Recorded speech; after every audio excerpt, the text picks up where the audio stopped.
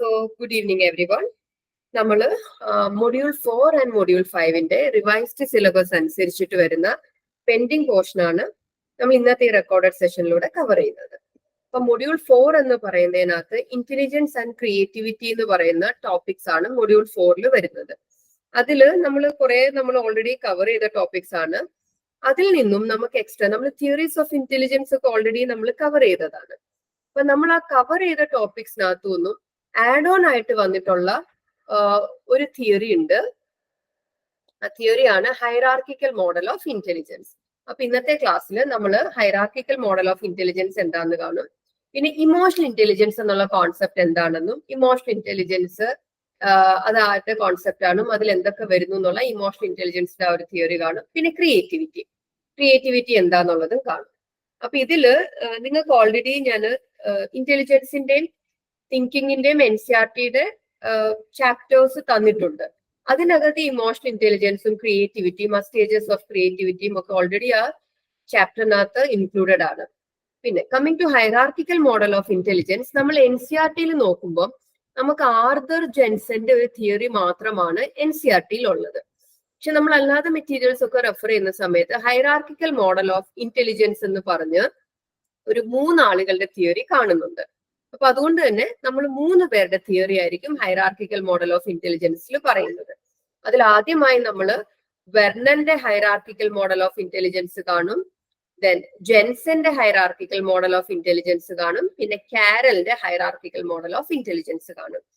അപ്പൊ പേരിൽ തന്നെ ഉണ്ട് ഹൈറാർക്കിക്കൽ മോഡൽ എന്ന് പറയുമ്പോൾ ഇന്റലിജൻസിനെ ഒരു ഹൈറാർക്കിയിലായിട്ട് പറയുന്നതാണ് ഹൈറാർക്കിക്കൽ മോഡൽ ഓഫ് ഇന്റലിജൻസ് എന്ന് പറയുന്നത്. ഇന്റലിജൻസിൽ ഇൻവോൾവ് ആയിട്ടുള്ള എബിലിറ്റീസിനെ ഒരു ഹൈറാർക്കിയിലായിട്ട് അറേഞ്ച് ചെയ്യുന്നു. അപ്പൊ അതിൽ ഏറ്റവും മുകളിൽ വരുന്ന എബിലിറ്റീസ് ആയിരിക്കും ഡോമിനന്റ് ആയിട്ട് വരുന്നത്. താഴേക്ക് പോകുമ്പോൾ പ്രിഡോമിനൻസ് കുറഞ്ഞു വരുന്ന കൈൻഡ് ഓഫ് എബിലിറ്റീസ്. അപ്പൊ നമുക്ക് ആദ്യമായിട്ട് വെർണൻസ് ഹൈറാർക്കിക്കൽ മോഡൽ ഓഫ് ഇന്റലിജൻസ് എന്താന്ന് നോക്കാം. അപ്പൊ വെർണൻസ് ഹൈറാർക്കിക്കൽ മോഡൽ ഓഫ് ഇന്റലിജൻസ് ഈ തിയറി ഫസ്റ്റ് പ്രപ്പോസ് ചെയ്തത് ഫിലിപ്പ് വെർണൻ ആണ്.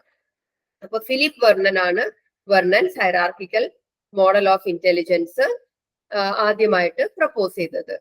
എന്നിരുന്നാലും നിങ്ങൾ ചിലപ്പോഴെങ്കിലും നിങ്ങൾ റെഫർ ചെയ്യുന്ന സമയത്ത് Vernon birds intelligence hierarchical structure എന്നും കാണാൻ സാധിക്കും. കാര്യം വെർണന്റെ കൂടെ ഫിലിപ്പ് വെർണന്റെ കൂടെ സിറിൽ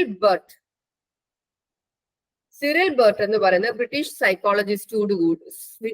സൈക്കോളജിസ്റ്റും കൂടി ഈ ഒരു മോഡലിന്റെ ക്രിയേഷന് വേണ്ടിയിട്ട് കോൺട്രിബ്യൂട്ട് ചെയ്തിട്ടുണ്ടായിരുന്നു. ഈ ഒരു ഹൈറാർക്കി ഓഫ് ഫാക്ടേഴ്സിനെ ഹൈറാർക്കിയിലായിട്ട് അറേഞ്ച് ചെയ്യാൻ വേണ്ടി ഫിലിപ്പ് വെർണന്റെ കൂടെ സിറിൽ ബർട്ടിന്റെ കോൺട്രിബ്യൂഷൻ കൂടി ഉണ്ടായിട്ടുണ്ട്. അതുകൊണ്ട് തന്നെ നമുക്ക് ചിലപ്പോൾ ചില ലിറ്ററേച്ചേഴ്സിൽ വെർണൻസ് ഹൈറാർക്കിക്കൽ മോഡലിന് പകരം വെർണൻ ബർട്ട്സ് ഹൈറാർക്കിക്കൽ മോഡൽ എന്നും കാണാൻ സാധിക്കും. ഓക്കെ, ഇനി നമ്മൾ ഈ തിയറിയുടെ ഒരു ബേസ് പറയാനായിട്ട് നോക്കുകയാണെങ്കിൽ നമ്മൾ ഇന്റലിജൻസിന്റെ തിയറി പഠിച്ചപ്പോൾ ചാൾസ് പിയമാന്റെ തിയറി നമ്മൾ ഓൾറെഡി പഠിച്ചിട്ടുണ്ടായിരുന്നു. ചാൾസ് പിയമാന്റെ തിയറി നിങ്ങൾ ഓർക്കുന്നുണ്ടെന്ന് വിശ്വസിക്കുന്നു. ചാൾസ് പിയമാൻ പറഞ്ഞ എന്താണ്? ഒരു ജനറൽ ഇന്റലക്ച്വൽ ഫാക്ടർ ഉണ്ട്, അതായത് ഒരു ജനറൽ എബിലിറ്റി ഉണ്ട്, സ്പെസിഫിക് എബിലിറ്റി ഉണ്ട്, അല്ലെ? അപ്പൊ നമുക്ക് ഏതൊരു ഇന്റലിജൻസ് ഇൻവോൾവ് ആകുന്ന ആക്ടിവിറ്റി എടുത്താലും അത് പെർഫോം ചെയ്യണമെങ്കിൽ നമുക്കൊരു ജനറൽ ഇന്റലക്ച്വൽ ഫങ്ഷനിങ് വേണം. അതോടൊപ്പം ആ പർട്ടിക്കുലർ ആക്ടിവിറ്റിക്ക് വേണ്ട ഒരു സ്പെസിഫിക് ഫാക്ടറും വേണം. ഇപ്പൊ ഒരു ഉദാഹരണം പറഞ്ഞാല്, ഇപ്പൊ നിങ്ങൾ ക്ലാസ് കേൾക്കുന്നു, അല്ലെങ്കിൽ നിങ്ങൾ പഠിക്കാനായിട്ട് അല്ലെങ്കിൽ നിങ്ങൾ ഏതൊരു ഇന്റലിജൻസ് ഇൻവോൾവ് ആവുന്ന ആക്ടിവിറ്റി എടുത്താലും അതിന് വേണ്ടിയിട്ട് ഒരു ജനറൽ കോഗ്നിറ്റീവ് എബിലിറ്റി വേണം. അതിനെയാണ് G ഫാക്ടർ എന്ന് വിളിക്കുന്നത്. അപ്പൊ അത് എല്ലാവരിലും എന്തുണ്ട്? ഒരു G ഫാക്ടർ ഉണ്ട്. പക്ഷെ അതിന്റെ അളവ് എന്തായിരിക്കും? വ്യത്യസ്തപ്പെട്ടിരിക്കും. അപ്പൊ എനിക്കുള്ള G ഫാക്ടർ ആയിരിക്കത്തില്ല നിങ്ങൾക്കുള്ള G ഫാക്ടർ. പക്ഷെ ഈ G ഫാക്ടർ എന്ത് വേണം? ഏതൊരു തരത്തിൽ ഇന്റലിജൻസ് ഇൻവോൾവ് ആകുന്ന ആക്ടിവിറ്റി എടുത്താലും അത് പെർഫോം ചെയ്യണമെങ്കിൽ നമുക്കൊരു ജനറൽ എബിലിറ്റി വേണം. അതിനെയാണ് G ഫാക്ടർ എന്ന് വിളിച്ചത്. ഇത് കൂടാതെ ഓരോ ടാസ്കിനും വേണ്ട സ്പെസിഫിക് ഫാക്ടർ ഉണ്ട്. അപ്പൊ നമുക്കുള്ള സ്പെസിഫിക് ഫാക്ടർ അത് ഡിറ്റർമൈൻ ചെയ്യും നമ്മൾ ഏതിലാണ് എക്സൽ ചെയ്യുന്നത്. ഇപ്പൊ നമുക്ക് പാട്ട് എല്ലാവർക്കും ഇഷ്ടമാണ്, നമുക്ക് പാട്ട് ആസ്വദിക്കാനും അറിയാം, നമുക്ക് പാട്ട് ഇഷ്ടവുമാണ്. അപ്പൊ ഈ ഒരു പാട്ട് ആസ്വദിക്കണമെങ്കിലും അല്ലെങ്കിൽ മ്യൂസിക്കിനെ കോംപ്രിഹെൻഡ് ചെയ്യണമെങ്കിലും ഒക്കെ നമുക്കൊരു G ഫാക്ടർ വേണം. അതോടൊപ്പം നമുക്കൊരു മ്യൂസിക്കൽ എബിലിറ്റിയും കൂടെ ഉണ്ടെങ്കിൽ നമുക്ക് എന്താകാം? മ്യൂസിക്കിൽ നമുക്ക് എക്സൽ ചെയ്യാൻ സാധിക്കും.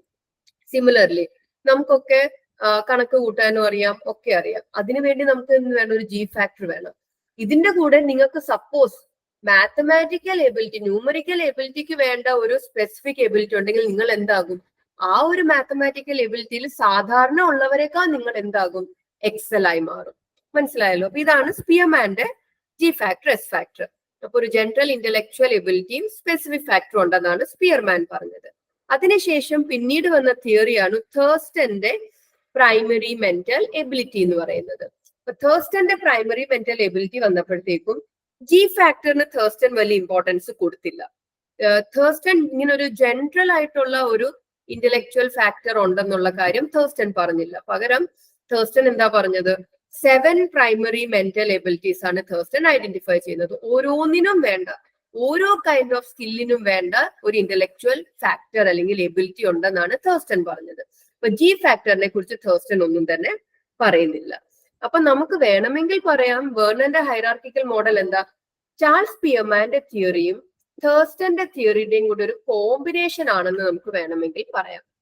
അപ്പോ വെർണന്റെ ഹൈറാർക്കിക്കൽ തിയറി എന്താണ്? സ്പിയർമാന്റെ തിയറിയും നമ്മുടെ തേഴ്സ്റ്റന്റെ തിയറിയുടെയും കൂടെ ഒരു കോമ്പിനേഷൻ ആണെന്ന് വേണമെങ്കിൽ നമുക്ക് പറയാം. ഓക്കെ, അപ്പോ വെർണന്റെ ഹൈറാർക്കിക്കകത്തും അദ്ദേഹം എന്താ ചെയ്തത്? ഈ ഒരു ഇന്റലിജൻസിന്റെ പാർട്സിനെ ഒരു ഹൈറാർക്കിയിലായിട്ട് അറേഞ്ച് ചെയ്യാണ്. അതിനുവേണ്ടി ഒരു ഫാക്ടർ അനാലിസിസ് എന്നുള്ള ടെക്നിക്ക് തന്നെ യൂസ് ചെയ്യുന്നത്. അപ്പൊ അതുകൊണ്ട് തന്നെ അദ്ദേഹം എന്താ പറഞ്ഞത്? എല്ലാ ഫാക്ടറിനും ഒരേപോലെ ആയിരിക്കത്തില്ല ഇമ്പോർട്ടൻസ്. ചില ഫാക്ടറിന് മറ്റുള്ളവരെക്കാളും ഡോമിനൻസ് കാണും. അപ്പോൾ ഏറ്റവും ഡോമിനന്റ് ആയിട്ടുള്ള ഫാക്ടർ മുകളിൽ വരും, അതിന്റെ താഴെ നെക്സ്റ്റ് ഡോമിനന്റ്, അങ്ങനെ അങ്ങനെ അങ്ങനെ ആയിരിക്കും ഫാക്ടേഴ്സ് പോകുന്നത്. അപ്പൊ ഈ ഒരു പിരമിഡിന്റെ ഏറ്റവും ടോപ്പ് എന്ന് പറയുന്നത് എന്താണ്? ജി ആണ്. കണ്ടോ, ജി അല്ലെങ്കിൽ ജനറൽ ഫാക്ടർ ആണ് ടോപ്പ്. ഈ ജി എന്നുള്ള കോൺസെപ്റ്റ് ആരാ കൊണ്ടുവരുന്നത്? ബ്രിട്ടീഷ് സൈക്കോളജിസ്റ്റ് ആയ ചാൾസ് സ്പിയർമാൻ ആണ് ഈ ഒരു ജനറൽ കോഗ്നിറ്റീവ് ഫാക്ടറിനെ കുറിച്ച് പറയുന്നത്. ഇനി ഈ ജി ഫാക്ടറിന്റെ താഴെയായിട്ട് അദ്ദേഹം 2 ഗ്രൂപ്പ് ഫാക്ടേഴ്സ് ഉണ്ടെന്നാണ് വെർണൻ പറയുന്നത്. അതില് ഒന്നാമത്തെ ഗ്രൂപ്പ് ഫാക്ടർ എന്ന് പറയുന്നത് നമുക്ക് എഡ്യൂക്കേഷൻ പ്രോസസ്സിലൂടെ അക്വയർ ആയി വരുന്ന ചില സ്കിൽസ് ഉണ്ട്. വിദ്യാഭ്യാസത്തിന്റെ ഫലമായിട്ട് നമുക്ക് അക്വയർ ആയി വരുന്ന സ്കിൽസ് ഉണ്ട്. അപ്പൊ ഈ ഫാക്ടേഴ്സിനെ വെർബൽ ആൻഡ് ന്യൂമറിക്കൽ സ്കിൽസ് എന്നാ പറയുന്നത്. എന്തുകൊണ്ട് വെർബൽ ആൻഡ് ന്യൂമറിക്കൽ എന്ന് പറയുന്നത്? നമ്മൾ പഠിക്കുന്ന പല കാര്യങ്ങളും വെർബലും ന്യൂമറിക്കൽ ഫോമിലും കോഡ് ആവുന്നത്. ചുരുക്കി പറഞ്ഞാൽ നമ്മൾ എഡ്യൂക്കേഷനിലൂടെ അക്വയർ ചെയ്യുന്ന എന്തും എന്തിൽ വരാം? രണ്ടാമത്തെ ലെവലില് ജി ഫാക്ടറിന്റെ തൊട്ട് താഴെ വരുന്ന ലെവലിലായ മേജർ ഗ്രൂപ്പ് ഫാക്ടറിൽ വരാം. പിന്നെ വെർബൽ ആൻഡ് ന്യൂമറിക്കൽ സ്കിൽസ് ഇവിടെ നിങ്ങൾക്ക് നോക്കി അറിയാം. വെർബൽ എഡ്യൂക്കേഷണൽ എന്ന് പറയാൻ കാര്യം, അല്ലെങ്കിൽ വെർബലും ന്യൂമറിക്കൽ എന്നും പറയാൻ കാര്യം, നമ്മൾ എഡ്യൂക്കേഷനിലൂടെ അക്വയർ ചെയ്യുന്ന പലതും നമ്മൾ വെർബൽ ഫോമിലോ ന്യൂമറിക്കൽ ഫോമിലോ ഒക്കെ ആയിരിക്കും കോഡ് ചെയ്യുന്നത്. അങ്ങനെ കോഡ് ചെയ്യുന്നത് കൊണ്ടാണ് ഈ നമ്മൾ തിയറിറ്റിക്കലി പഠിക്കുന്ന എല്ലാ കോൺസെപ്റ്റ്സിനെയും വെർബൽ ആൻഡ് ന്യൂമറിക്കൽ സ്കിൽസ് എന്ന് പറയുന്നത്. ഇനി രണ്ടാമതായിട്ട് വരുന്ന ഗ്രൂപ്പ് ഫാക്ടർ ആണ് നമ്മൾ പ്രാക്ടീസിലൂടെ നേടിയെടുക്കുന്ന കാര്യങ്ങൾ. അപ്പൊ നമ്മുടെ മെക്കാനിക്കൽ ആയിട്ടുള്ള, സ്പേഷ്യൽ ആയിട്ടുള്ള, ഫിസിക്കൽ ഇന്റലിജൻസ് എല്ലാമാണ് രണ്ടാമത്തെ ഗ്രൂപ്പ് ഫാക്ടർ. ഓക്കെ, അപ്പൊ അതെന്താണ്? It's related to performance. പെർഫോമൻസുമായിട്ട് റിലേറ്റ് ആയി വരുന്ന സ്കിൽസ് ആണ് രണ്ടാമത്തെ കാറ്റഗറിയിൽ വരുന്നത്. അപ്പൊ ഇതെല്ലാം എന്തിലൂടെ നേടിയെടുക്കുന്നത്? നമ്മൾ പ്രാക്ടീസിലൂടെ നേടിയെടുക്കുന്ന mechanical, spatial, physical intelligence related ആയിട്ടുള്ള സ്കിൽസ് ആണ് രണ്ടാമതായിട്ട് വരുന്നത്. ഓക്കെ, ഇനിയും അതിന്റെ താഴെ വീണ്ടും നോക്കുമ്പോൾ എന്തുകൊണ്ട്? ഈ 2 കാറ്റഗറീസിന്റെ താഴെ പിന്നെ നോക്കുമ്പോൾ ചില മേജർ ഗ്രൂപ്പ് ഫാക്ടേഴ്സ് കാണും. അപ്പൊ വെർബൽ എഡ്യൂക്കേഷന് താഴെ പിന്നെയും ഗ്രൂപ്പ് ഫാക്ടേഴ്സ് വരും. പ്രാക്ടിക്കൽ, മെക്കാനിക്കൽ, അതിന്റെ താഴെ പിന്നെയും ഗ്രൂപ്പ് ഫാക്ടേഴ്സ് വരും. ഇനിയും ഇതിന്റെ താഴെ വീണ്ടും കുറെ സ്പെസിഫിക് ഫാക്ടേഴ്സ് വരും. അപ്പൊ ഇങ്ങനെ വെർണന്റെ ഹൈറാർക്കിക്കൽ മോഡലിനകത്ത് ഇങ്ങനെ ഹൈറാർക്കിയിലായിട്ടാണ് ഫാക്ടേഴ്സ് നിൽക്കുന്നത് എന്നാണ് പറയുന്നത്. അപ്പൊ ഞാനൊരു എക്സാമ്പിൾ പറയുമ്പോൾ നിങ്ങൾക്ക് ഒരുപക്ഷെ കുറച്ചുകൂടെ കൂടുതൽ മനസ്സിലായിരിക്കും. ഇപ്പൊ നമ്മള് റീഡിങ് അല്ലെങ്കിൽ സ്പെൽ ചെയ്യാനുള്ള റീഡിങ് കോംപ്രിഹെൻഷൻ, റീഡിങ് എന്നുള്ള ഒരു നമ്മൾ സ്കിൽ എടുക്കുന്നു. ഓക്കെ, റീഡിങ് എന്നുള്ള സ്കില്ല് നമ്മൾ എടുക്കുമ്പോൾ നമ്മൾ ഈ വെർണന്റെ ഹൈറാർക്കിക്കൽ ക്ലാസിഫിക്കേഷനിലൂടെ എങ്ങനെയാന്ന് നമുക്ക് നോക്കാം. റീഡിങ് അല്ലെങ്കിൽ നമ്മൾ സ്പെല്ലിംഗ് പറയാനുള്ള നമ്മളുടെ കഴിവ്, നമ്മളൊരു സ്പെസിഫിക് സ്കിൽ എടുത്തിട്ട് വെർണന്റെ ഹൈറാർക്കിക്കൽ മോഡൽ വെച്ച് നമ്മളത് മനസ്സിലാക്കാൻ ശ്രമിക്കുകയാണ്. അപ്പൊ സ്പെല്ലിംഗ് എന്നുള്ള ഒരു സ്പെസിഫിക് സ്കിൽ എടുക്കുന്നു. ഓക്കെ, അപ്പോ വെർണൻ പറഞ്ഞ എന്താണ്? നമ്മൾ ഏതൊരു സ്കിൽ എടുത്താലും അതിൽ ഇൻവോൾവ് ആയിട്ടുള്ള ഇന്റലക്ച്വൽ ഫാക്ടേഴ്സ് ഒരു ഹൈറാർക്കിയിൽ എക്സിസ്റ്റ് ചെയ്യുന്നു എന്നാണ്. അപ്പൊ ഇതിന്റെ ഏറ്റവും മുകളിലുള്ള ഹൈറാർക്കിയൽ ഫാക്ടർ എന്താണ്? ജി ഫാക്ടർ അല്ലെ. അപ്പൊ ഏതൊരു സ്കില്ല്, ഇപ്പൊ സ്പെല്ലിംഗ് ആണെങ്കിലും റൈറ്റിംഗ് ആണെങ്കിലും ഡാൻസിങ് ആണെങ്കിലും ഏതൊരു സ്കില്ല് പെർഫോം ചെയ്യണമെങ്കിൽ നമുക്ക് എന്ത് വേണം? ജി ഫാക്ടർ വേണം. അതായത് കോഗ്നിഷൻ ഇൻവോൾവ് ആയിട്ടുള്ള എന്ത് ചെയ്യണമെങ്കിലും നമുക്കൊരു ജനറൽ, ഒരു സാമാന്യ ഒരു ജനറൽ എബിലിറ്റി വേണം, ജനറൽ ഇന്റലക്ച്വൽ ഫംഗ്ഷൻ വേണം. അപ്പൊ അതുണ്ടെങ്കിൽ നമുക്ക് ഏതൊരു ആക്ടിവിറ്റി ആണെങ്കിലും പെർഫോം ചെയ്യാൻ പറ്റത്തുള്ളൂ. അപ്പൊ സ്പെല്ലിംഗ് എന്നല്ല, നമ്മൾ ഈ എക്സാമ്പിൾ കണ്ട സ്കില്ല് സ്പെല്ലിംഗ് ആണെങ്കിലും ഏതൊരു സ്കില്ല് എടുത്താലും ടോപ്പിൽ എന്തായിരിക്കും? ജി ഫാക്ടർ ആയിരിക്കും. കാരണം എന്താ? ഇതിനകത്താണ് ബാക്കി എല്ലാം വരുന്നത്. അപ്പൊ ഒരു ജി ഫാക്ടർ ആയിരിക്കും ഇതിന്റെ മുകളിൽ വരുന്നത്, അതായത് നമ്മുടെ ജനറൽ കോഗ്നിറ്റീവ് എബിലിറ്റി. ഇനി ഇതിന്റെ താഴേക്ക് വരുമ്പോൾ നമുക്കറിയാം സ്പെല്ലിംഗ് എന്ന് പറയുന്നത് നമ്മൾ എഡ്യൂക്കേഷൻ പ്രോസസ്സിലൂടെ അക്വയർ ചെയ്യുന്നത് അല്ലേ. നമ്മൾ വായിക്കുകയും പഠിക്കുകയും ഒക്കെ ചെയ്യുന്നത് എങ്ങനെ? എഡ്യൂക്കേഷൻ പ്രോസസ്സിലൂടെയാണ്. അപ്പൊ ഇവിടെ എന്ത് വരും? വേർബൽ എഡ്യൂക്കേഷണൽ ഫാക്ടർ ആയിരിക്കും നമ്മുടെ ഇവിടുത്തെ മേജർ ഗ്രൂപ്പ് ഫാക്ടർ എന്ന് പറയുന്നത്. ഓക്കെ, ഇനി ഇതിന്റെ താഴെ വരുമ്പം ഇതിന്റെ താഴെ പിന്നീട് ഏതായിരിക്കാം മൈനർ ഗ്രൂപ്പ് ഫാക്ടർ വരുന്നത്? റീഡിംഗ് വരാം, വേർബൽ വരാം അല്ലെ. ന്യൂമറിക്കൽ അല്ല, വേർബലാ വരുന്നത്. കാര്യം എന്താ? സ്പെല്ലിംഗ്. ഇനി സ്പെസിഫിക്കലി സ്പെല്ലിംഗ് എന്ന് പറഞ്ഞാൽ നമ്മള് റീഡിംഗ് മാത്രമാണോ സ്പെല്ലിംഗിൽ വരുന്നത്? അല്ല. നമ്മളൊരു വാക്ക് സ്പെല്ല് ചെയ്യണമെങ്കിൽ റീഡിംഗ് അല്ലെങ്കിൽ വേർബൽ ഫാക്ടർ മാത്രമല്ല വരുന്നത്, അതിനകത്ത് പിന്നെയും കുറച്ച് സ്പെസിഫിക് ഫാക്ടേഴ്സ് ഇൻവോൾവ് ആ. എങ്ങനത്തെ ഒക്കെ സ്പെസിഫിക് ഫാക്ടേഴ്സ് വരാം? കോംപ്രിഹെൻഷൻ, നമുക്ക് ഇങ്ങോട്ട് നമ്മൾ വായിച്ച കാര്യമോ പഠിച്ച കാര്യമോ മനസ്സിലാക്കാനുള്ള കഴിവ്, വൊക്കാബുലറി, സ്പീഡ്, ചോദിക്കുന്ന ഉടനെ ഉത്തരം പറയാനുള്ള ആ സ്പീഡ്. അപ്പൊ ഇങ്ങനത്തെ സ്പെസിഫിക് ഫാക്ടേഴ്സ് എല്ലാം പിന്നെയും അതിനകത്ത് വരും. മനസ്സിലാവുന്നുണ്ടല്ലോ?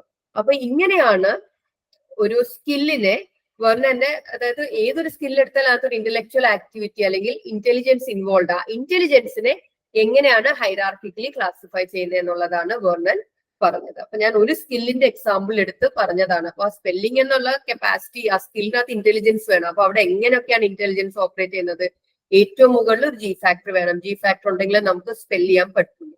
അപ്പൊ അതിനകത്ത് സ്പെല്ലിംഗ് ആയതുകൊണ്ട് തന്നെ എഡ്യൂക്കേഷൻ പ്രോസസ്സിലൂടെയാണ് നമ്മൾ അക്വയർ ചെയ്യുന്നത്. അപ്പൊ അത് വേർബൽ അല്ലെങ്കിൽ എഡ്യൂക്കേഷനിലാണ് ഗ്രൂപ്പ് ഫാക്ടർ. അതിനകത്ത് തന്നെ ഏത് വരും? വേർബൽ വരും. പിന്നെ റീഡിംഗ് മാത്രമല്ലല്ലോ ഉള്ളത്. റീഡ് ചെയ്യാന്ന് പറഞ്ഞാൽ അതിനകത്ത് പിന്നെ സ്പെസിഫിക് ഫാക്ടേഴ്സ് ഉണ്ട്. കോംപ്രിഹെൻഡ് ചെയ്യാനുള്ള കപ്പാസിറ്റി, മനസ്സിലാക്കാനുള്ള കപ്പാസിറ്റി, സ്പീഡ്, ഇതെല്ലാം വരും. അപ്പൊ ഇങ്ങനെയാണ് ഇന്റലിജൻസിനെ വെർണൻ ഹൈറാർക്കിയിലായിട്ട് ഡിവൈഡ് ചെയ്തത്. ഇനി രണ്ടാമതായിട്ട് വരുന്ന മോഡലാണ് ആർതർ ജെൻസന്റെ ഹൈറാർക്കിക്കൽ മോഡൽ. അപ്പൊ ആർതർ ജെൻസന്റെ ഹൈറാർക്കിക്കൽ മോഡൽ എന്ന് പറഞ്ഞാല്, ആർതർ ജെൻസൻ അദ്ദേഹം ഹാൻസ് ജെ ഐസൻകുമായിട്ട് ചേർന്ന് വർക്ക് ചെയ്തിരുന്ന ആളാണ്. അപ്പൊ ഹാൻസ് ജെ ഐസങ്ക് എന്ന് പറയുന്നത് എവല്യൂഷണറി അപ്രോച്ചിന് വളരെയധികം റിനോൺഡ് ആയിട്ടുള്ള സൈക്കോളജിസ്റ്റ് ആണ്. അതായത് ജെൻസന്റെ ഒരു കാഴ്ചപ്പാടില് നമുക്കുള്ള എല്ലാ എബിലിറ്റി നമ്മൾ എന്താണ്? ഇൻഹെറിറ്റ് ചെയ്യുന്നു. ഐസങ്കിന്റെ ഒരു കാഴ്ചപ്പാട് അതാണ്. അത് തന്നെയാണ് ജെൻസനും വിശ്വസിച്ചിരുന്നത്. അപ്പൊ ജെൻസനും അദ്ദേഹത്തിന്റെ ഒരു വിശ്വാസം എന്തായിരുന്നു? നമ്മളുടെ കപ്പാസിറ്റീസ് എല്ലാം തന്നെ എന്താണ്? നമ്മൾ ഇൻഹെറിറ്റ് ചെയ്യുന്നത്. അപ്പൊ നമ്മൾ ഇന്റലിജൻസ് പഠിച്ചപ്പോ പറഞ്ഞിരുന്നു നേച്ചർ വേഴ്സസ് നർച്ചർ എന്നുള്ള കോൺട്രവേഴ്സി ഒക്കെ പണ്ട് മുതലേ ഉണ്ട്. അതായത് നേച്ചർ ആണോ, ജെനറ്റിക്സ് ആണോ ഡിറ്റർമൈൻ ചെയ്യുന്നത്, അല്ലെങ്കിൽ നമ്മുടെ എൻവയോൺമെന്റ് ആണോ ഇന്റലിജൻസിനെ ഡിറ്റർമൈൻ ചെയ്യുന്നത് എന്നുള്ള കോൺട്രവേഴ്സി പണ്ട് മുതൽക്കേ ഉണ്ട്. അപ്പൊ അതിനകത്ത് ജെൻസന്റെ ഒരു കാഴ്ചപ്പാട് എന്താണ്? ഇന്റലിജൻസ് എന്ന് പറയുന്നത് നമ്മൾ ഇൻഹെറിറ്റ് ചെയ്യുന്ന ഒന്നാണെന്നാണ് ജെൻസന്റെ ഒരു കാഴ്ചപ്പാട്. ഇനി അദ്ദേഹത്തിന്റെ ഈ ഹൈറാർക്കിയൽ മോഡലിലേക്കുള്ള ഒരു റിസർച്ചിലേക്കുള്ള യാത്ര എങ്ങനെയായിരുന്നു എന്ന് പറഞ്ഞാല്, അദ്ദേഹം എഡ്യൂക്കേഷണൽ സൈക്കോളജിയുടെ ഒരു പ്രൊഫസറായിട്ട് യൂണിവേഴ്സിറ്റി ഓഫ് കാലിഫോർണിയയിൽ വർക്ക് ചെയ്യുന്ന സമയത്ത് ആ ഒരു ടൈമില് അദ്ദേഹത്തിന്റെ ഒരു സ്റ്റുഡന്റ് അദ്ദേഹത്തിന്റെ അടുത്ത് ഒരു ചോദ്യം ചോദിക്കുകയുണ്ടായി. അതായത് ഈ സ്റ്റുഡന്റിന്റെ കൂടെ ഇവരുടെ ക്ലാസ്സിൽ പഠിക്കുന്നതിനകത്ത് തന്നെ ഈ വൈറ്റ്സും ബ്ലാക്സും തമ്മില് നല്ല അന്തരം കണ്ടു കോഗ്നിറ്റീവ് എബിലിറ്റിയിൽ. ഓക്കെ, അപ്പൊ ഈ ഒരു എന്തുകൊണ്ടാണ് ഈ കോഗ്നിറ്റീവ് എബിലിറ്റിയിൽ വൈറ്റ്സും ബ്ലാക്സും തമ്മിൽ ഇന്റലിജൻസ് ടെസ്റ്റ് എടുത്തു കഴിഞ്ഞാല് വൈറ്റ്സും ബ്ലാക്സും തമ്മിൽ ഇന്റലിജൻസ് ടെസ്റ്റില് വളരെയധികം വ്യത്യാസമുണ്ട് സ്കോറിൽ.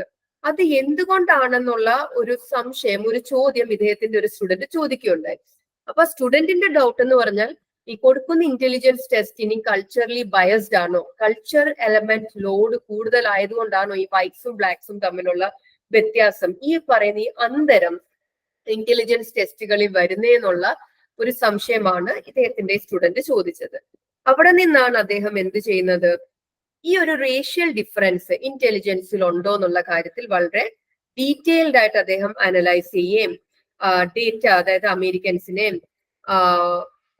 ആഫ്രിക്കൻസിനെയും ചൈനീസ് പോപ്പുലേഷനെയും ഒക്കെ പഠിച്ച് അദ്ദേഹം ഈ ഒരു വ്യത്യാസം ഉണ്ടോ എന്നറിയാനായിട്ട് ശ്രമിച്ചു. അപ്പൊ ഇതിന്റെ ഫലമായിട്ട് ജെൻസന്റെ കണ്ടെത്തൽ എന്താന്ന് വെച്ചാല് ബ്ലാക്സും വൈറ്റ്സും തമ്മില് വ്യത്യാസമുണ്ട് when in terms of intellectual ability. അതായത് ഈ പറയുന്ന അദ്ദേഹത്തിന്റെ സ്റ്റുഡന്റ് പോയിന്റ് ഔട്ട് ചെയ്ത വ്യത്യാസം എന്ന് പറയുന്നത് എന്തിന്റെ ഫലമല്ല,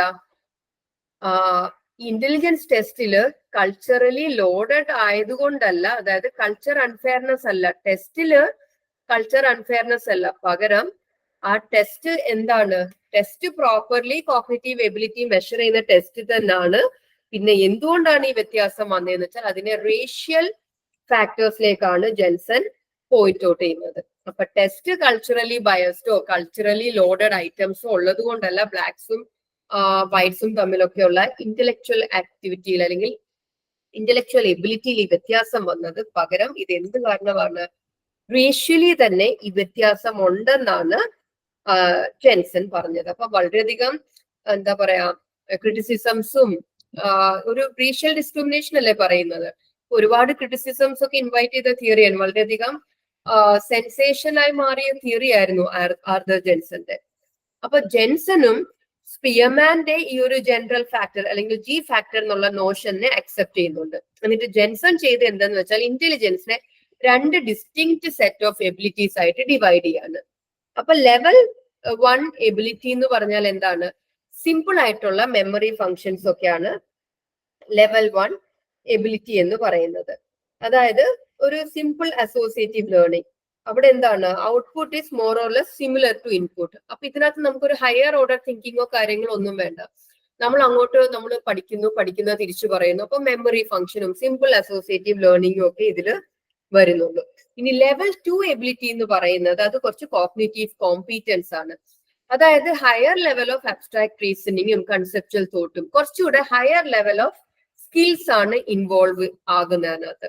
അപ്പൊ നമ്മൾക്ക് കിട്ടുന്ന ഇൻപുട്ടിനെ നമ്മൾ ട്രാൻസ്ഫോം ചെയ്യാനുള്ള ഒരു കപ്പാസിറ്റി ആണ് ലെവൽ 2 എബിലിറ്റീസിൽ വരുന്നത്.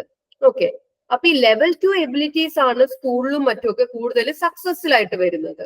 അപ്പൊ സ്കൂളിലൊക്കെ സക്സസ്ഫുൾ ആയിട്ട് വരണമെങ്കിൽ ലെവൽ 2 എബിലിറ്റീസ് ആണ് വേണ്ടത്. അപ്പൊ ജെൻസന്റെ കണ്ടെത്തലുകൾ എന്തായിരുന്നു എന്ന് വെച്ചാൽ ലെവൽ 1 എബിലിറ്റി എന്ന് പറയുന്നത് ഈക്വലി ഡിസ്ട്രിബ്യൂട്ടഡ് ആണ്. എല്ലാ റേസിലുള്ള ആൾക്കാർക്ക് എന്തുണ്ട്, ലെവൽ 1 എബിലിറ്റി ഉണ്ട്. പക്ഷെ ലെവൽ 2 എബിലിറ്റി എന്ന് പറഞ്ഞാൽ ആർക്കാണുള്ളത്, വൈറ്റും ഏഷ്യനുമായിട്ടൊക്കെയുള്ള ആൾക്കാർക്ക്, അവർക്കാണ് അതിന്റെ ഒരു അഡ്വാൻറ്റേജ്. അപ്പൊ ലെവൽ 2 എബിലിറ്റീസ് ആണ് ശരിക്കും സ്കൂളിലൊക്കെ സക്സസിന് കൂടുതൽ ഇമ്പോർട്ടന്റ് ആയിട്ട് വേണ്ടത്. അപ്പൊ ഇത് ആർക്കാണ് ജന്മന ഉള്ളത്, വൈറ്റ് അല്ലെങ്കിൽ ഏഷ്യൻ കുട്ടികൾ. അതുകൊണ്ടാണ് അവർക്ക് സ്കൂളിൽ നന്നായിട്ട് പെർഫോം ചെയ്യാൻ പറ്റുന്നത് എന്നാണ് ജെൻസൺ പറഞ്ഞത്. അപ്പൊ വളരെയധികം കോൺട്രവേഴ്ഷ്യൽ ആയിട്ടുള്ള ഒരു ക്ലെയിം ആയിരുന്നു ജെൻസന്റേത്. അപ്പൊ ജെൻസൺ പറഞ്ഞത് ഇന്റലിജൻസ് എന്ന് പറയുന്നത് എന്താണ്, ഇൻഹെറിറ്റഡ് ആയിട്ടുള്ള ട്രേറ്റ് ആണ്. ആൻഡ് ഇന്റലിജൻസിനെ 2 സെറ്റ് ഓഫ് എബിലിറ്റീസ് ആയിട്ട് ജെൻസൺ ഡിവൈഡ് ചെയ്യുന്നുണ്ട്, ലെവൽ 1 എബിലിറ്റീസും ലെവൽ 2 എബിലിറ്റീസ്. ഇനിയും അടുത്തതാണ് 3 സ്ട്രാറ്റം തിയറി, കാരലിന്റെ 3 സ്ട്രാറ്റം തിയറി.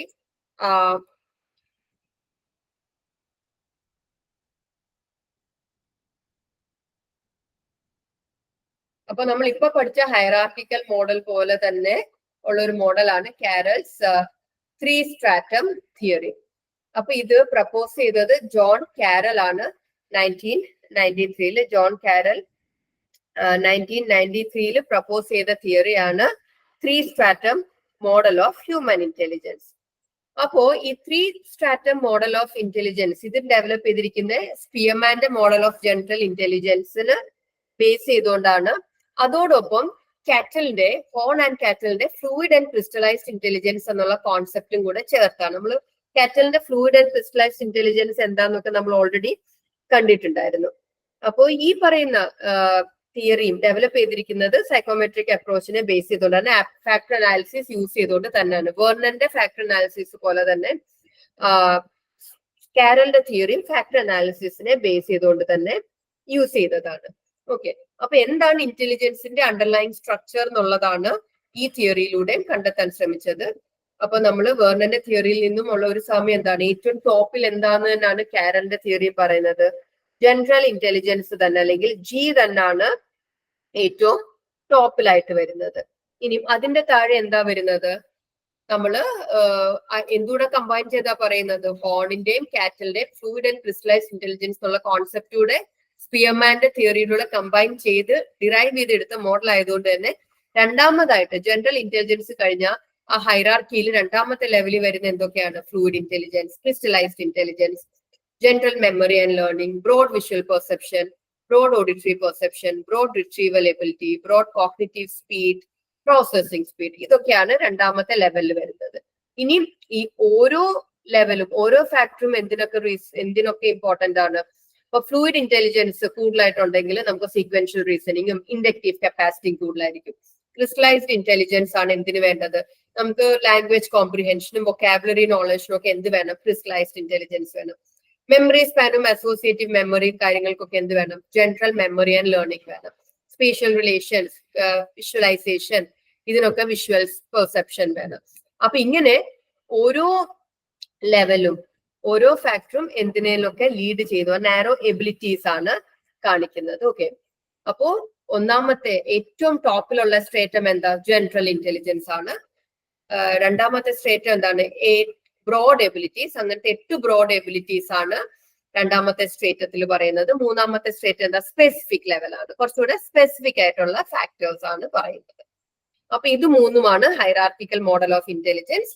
അതിനകത്ത് കുറച്ചുകൂടി ഒരു പ്രോപ്പർ ആയിട്ടൊരു ഹൈറാർക്കിക്കൽ മോഡലില് നമുക്ക് കാരലിന്റെയും വേർണന്റെ ഒക്കെ തിയറി പറയാം. അത് രണ്ടിലെ സാമ്യം എന്താണ്, ഏതൊരു ഇന്റലക്ച്വൽ ടാസ്ക് എടുത്താലും ഏറ്റവും പെർഫോം ചെയ്യണമെങ്കിൽ നമുക്ക് എന്ത് വേണം, ഒരു ജനറൽ ഇന്റലിജൻസ് അല്ലെങ്കിൽ ജി വേണം. അത് സ്പിയർമാന്റെ കോൺസെപ്റ്റ് കടമെടുത്തതാണ്. അതിനുശേഷം പിന്നീട് നെക്സ്റ്റ് വരുന്ന ഓരോ ലെവലിനെ ബ്രോഡായിട്ട് ഡിവൈഡ് ചെയ്യാണ് ചെയ്യുന്നത്.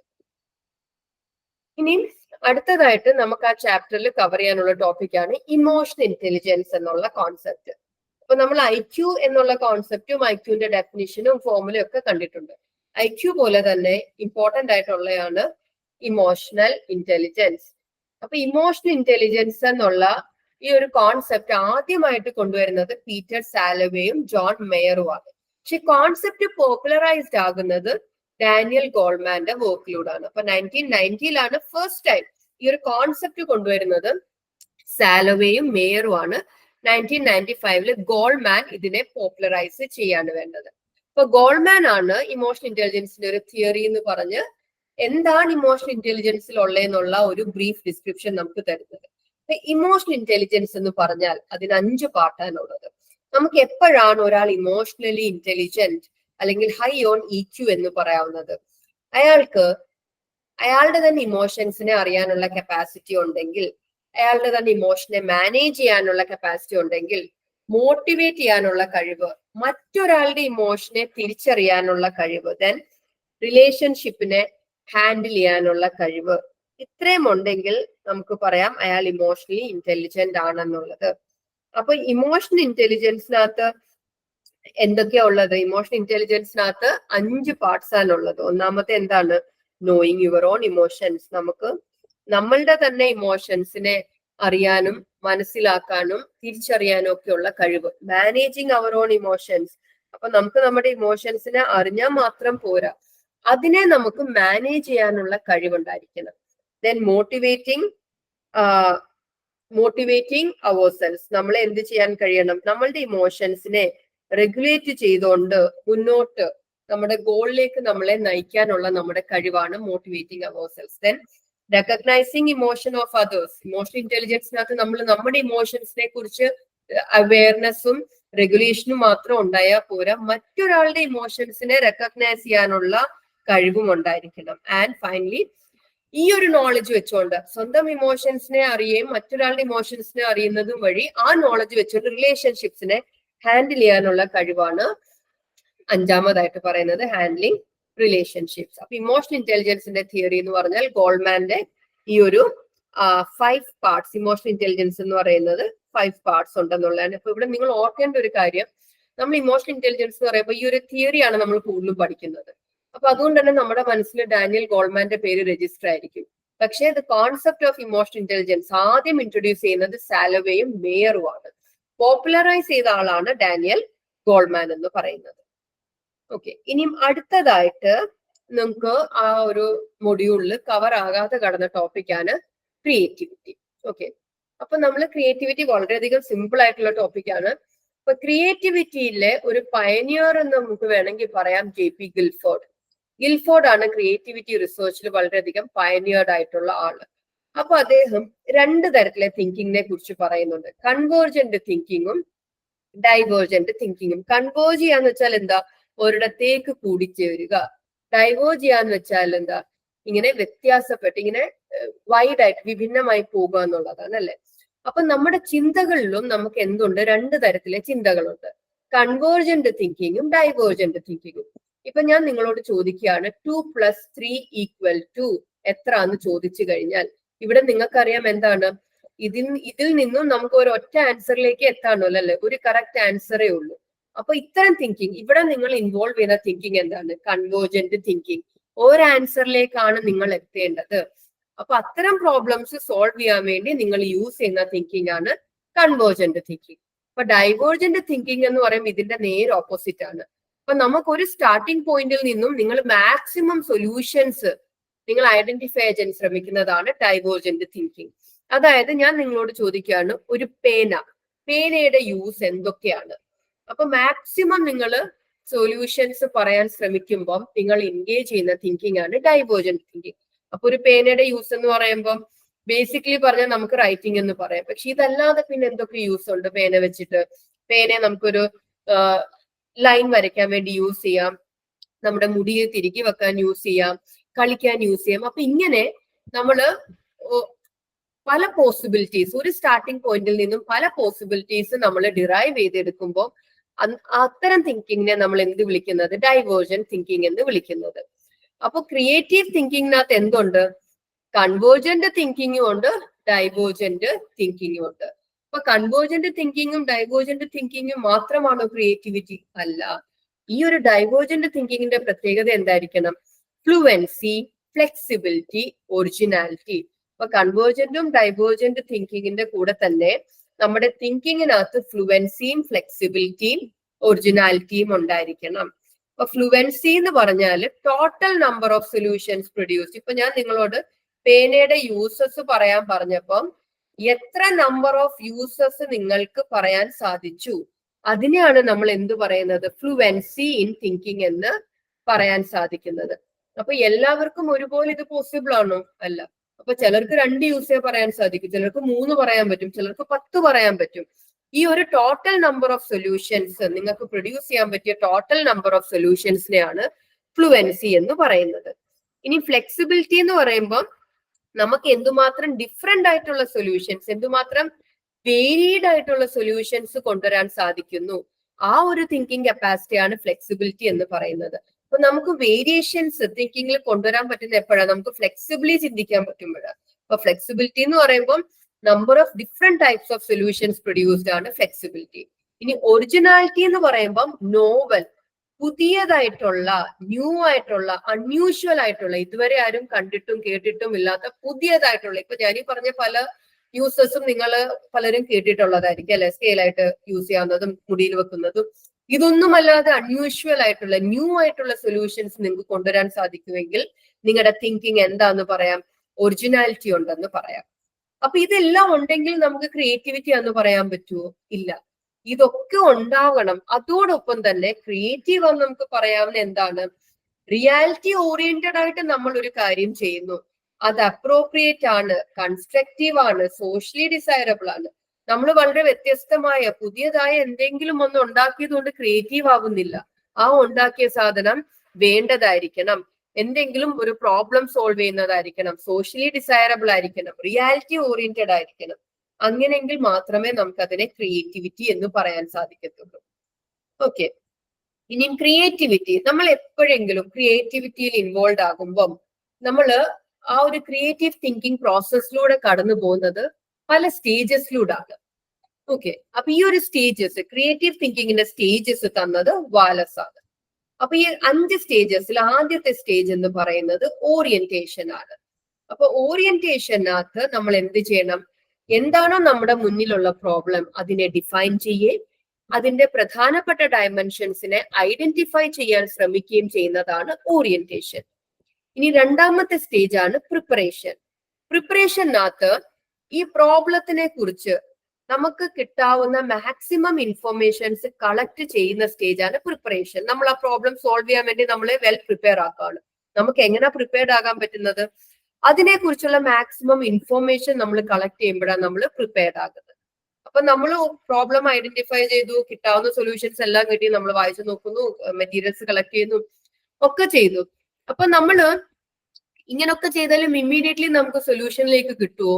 ചിലപ്പോൾ കിട്ടണം എന്നില്ല, അല്ലെ? അപ്പൊ നമ്മൾ എന്ത് ചെയ്യും? ചിലപ്പോഴൊക്കെ ഈ കുറെ നമ്മൾ ശ്രമിച്ചു കഴിയുമ്പം നമുക്കൊരു സൊല്യൂഷനിലേക്ക് എത്താതെ വരുമ്പം നമ്മൾ ചിലപ്പം ഈ പ്രോബ്ലത്തിനെ കുറിച്ച് ചിന്തിക്കുന്നത് വിട്ടുപോകാം മീൻസ് നമ്മൾ കുറെ ശ്രമിച്ചു, നമുക്ക് അതിന്റെ സൊല്യൂഷനിലേക്ക്, ഒരു ക്രിയേറ്റീവ് സൊല്യൂഷനിലേക്ക് എത്തുന്നില്ല. അങ്ങനെ വരുമ്പം ചിലപ്പോൾ നമ്മൾ കോൺഷ്യസ്ലി പ്രോബ്ലത്തിനെ കുറിച്ച് അതിന്റെ മുകളിൽ വർക്ക് ചെയ്യുന്നത് നമ്മൾ സ്റ്റോപ്പ് ചെയ്യുന്ന ഒരു അവസ്ഥ വരും. പക്ഷെ നമ്മൾ അങ്ങനെ സ്റ്റോപ്പ് ചെയ്താൽ പോലും അൺകോൺഷ്യസ് ലെവല്, അൺകോൺഷ്യസ് അല്ല, സബ് കോൺഷ്യസ് ലെവലില് ഈ പ്രോബ്ലം സോൾവിങ് നടക്കുന്നുണ്ടെന്നാ പറയുന്നത്. ആ സ്റ്റേജിനെ നമ്മൾ ഇൻകുബേഷൻ എന്ന് പറയുന്നത്. അതായത് നമ്മൾ കോൺഷ്യസ്ലി പ്രോബ്ലത്തിന്റെ മുകളിൽ വർക്ക് ചെയ്യുന്നില്ല, ക്രിയേറ്റീവ് സൊല്യൂഷനിലേക്ക് എത്താൻ വർക്ക് ചെയ്യുന്നില്ല. കാര്യം എന്താ? നമ്മൾ കുറെ ശ്രമിച്ചു, എത്തിയില്ല. പക്ഷെ അപ്പൊ പോലും സബ് കോൺഷ്യസ് ലെവലില് ബിഹൈൻഡ് ദ ഡോർ അല്ലെങ്കിൽ ബാക്ക്ഗ്രൗണ്ടിൽ ഇത് അപ്പോഴും അവിടെ നടക്കുന്നുണ്ട്, പ്രോബ്ലം സോൾവിങ് നടക്കുന്നുണ്ട്. അതിനെ ഇൻകുബേഷൻ എന്ന് പറയുന്നത്. അപ്പൊ പലപ്പോഴും ഈ ഇൻകുബേഷൻ സ്റ്റേജ് എപ്പോഴാണ് എൻഡ് ആവുന്നത്?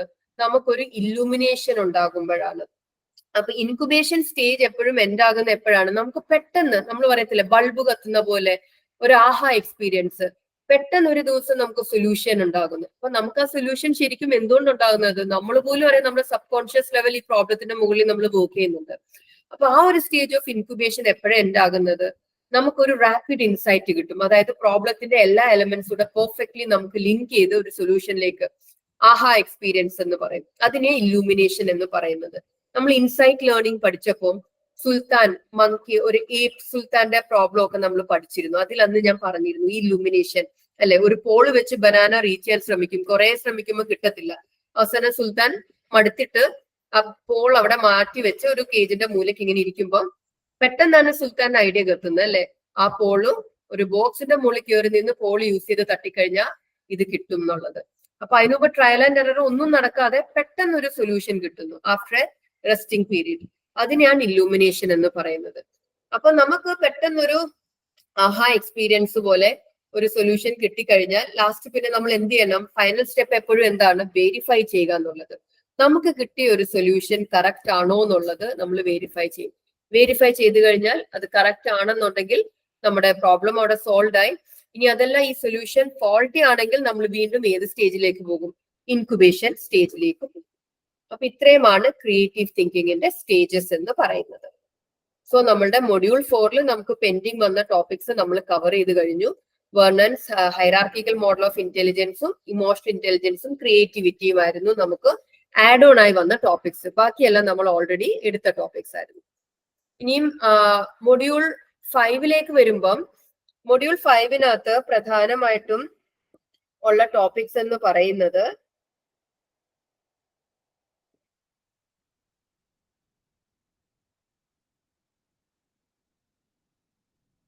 മൊഡ്യൂൾ 5 പ്രധാനമായിട്ടും ഉള്ളത് നമ്മൾ problem solving, types of problem, approaches to problem solving, types of heuristics, reasoning, ഇത്രയുമാണുള്ളത്. അതില് നമ്മൾ ഈ എന്താണ് പ്രോബ്ലം സോൾവിങ്ങിന്റെ സ്റ്റെപ്സ്, പ്രോബ്ലം സോൾവിങ്ങിന്റെ അപ്രോച്ചസ്, അതായത് ഹ്യൂറിസ്റ്റിക്സ് യൂസ് ചെയ്യുക, മീൻസ് ആൻഡ് അനാലിസിസ്, അൽഗോറിതം, ഇതൊക്കെ നമ്മൾ പറഞ്ഞത്. ടൈപ്സ് ഓഫ് ഹ്യൂറിസ്റ്റിക്സ് നമ്മൾ പറഞ്ഞിട്ടുണ്ടായിരുന്നു. Availability heuristics, representative heuristics, anchoring and adjustment heuristic, പിന്നെ ഡിഡക്റ്റീവ് റീസണിംഗ്, ഡിഡക്റ്റീവ് റീസണിങ്ങും ഇൻഡക്റ്റീവ് റീസണിങ്ങും പറഞ്ഞത്. പെൻഡിങ് ആയിട്ട് വരുന്നത് ടൈപ്സ് ഓഫ് പ്രോബ്ലംസും സില്ലോജിസ്റ്റിക് റീസണിങ്ങും മാത്രമാണ്. അപ്പൊ അതിൽ ആദ്യം നമുക്ക് സില്ലോജിസ്റ്റിക് റീസണിങ് എന്തെന്ന് നോക്കാം. അപ്പൊ നിങ്ങൾ ഡിഡക്റ്റീവ് ആൻഡ് ഇൻഡക്റ്റീവ് റീസണിങ് നിങ്ങൾ ഓർക്കുന്നുണ്ടാവും, അല്ലെ? അപ്പം ഡിഡക്റ്റീവ് റീസണിങ് എന്ന് പറഞ്ഞാൽ എന്താണ്? ഡെഡ്യൂസ് ചെയ്തെടുക്കുക. ഒരു ജനറലിൽ നിന്നും സ്പെസിഫിക്കിലേക്ക് ഡെഡ്യൂസ് ചെയ്തെടുക്കുക. ഇൻഡക്റ്റീവ് റീസണിങ് എന്താ? അതിന്റെ ഓപ്പോസിറ്റ്. ജനറലിൽ നിന്നും സ്പെസിഫിക്കിൽ നിന്നും നമ്മൾ ഒരു ജനറൽ തിയറിയോ ഒക്കെ ഫോർമുലേറ്റ് ചെയ്തെടുക്കുന്നതാണ് ഇൻഡക്റ്റീവ് റീസണിങ്.